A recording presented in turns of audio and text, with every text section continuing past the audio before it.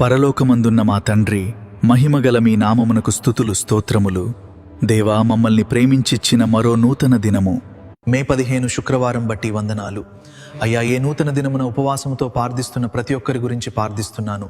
వారికి ఏ అవసరంతో, ఏ ఆపదలో ఉన్నారో, ఏ పరిస్థితుల్లో ఉన్నారో, ఏ వ్యాధి బలహీనతలతో బాధపడుచున్నారో, ఏ మానసిక సమస్యతో వేధిస్తున్నారో, తీరని సమస్య అని భయపడుచున్నారో, గర్భఫలము కొరకో, ఉద్యోగము కొరకో, వివాహము కొరకో, కుటుంబంలో సమాధానము కొరకో, యవనంలో పరిశుద్ధత కొరకో, వృద్ధాప్యంలో ఆదరణ కొరకో, అనారోగ్యం నుంచి విడుదల కొరకో, సమస్య ఏదైనా ఎంత పెద్దదైనా సాధ్యపరచువాడవు, సమాధానపరచువాడవు, సరిచేయువాడవని విశ్వాసంతో ప్రార్థించున్నాము. మా మొరని సన్నిధిని చేర్చుకోదేవా, నీ కృప మా పైన చూపించుం తండ్రి.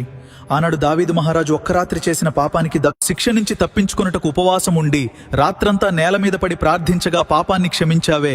40 రోజులు అరణ్యములో ఉపవాసము ఉండి శోధనలను జయించటానికి ఉపవాసమున్న దేవా, వారి మనవులను దీవించమని వేడుకొంటూ, సమస్తమును నీ మహిమచే నిండి ఉన్నది అనే విశ్వాసముతో యేసయ్య నామములో ప్రార్థించి పొందుకున్నాము మా పరమతండ్రి. ఆమెన్.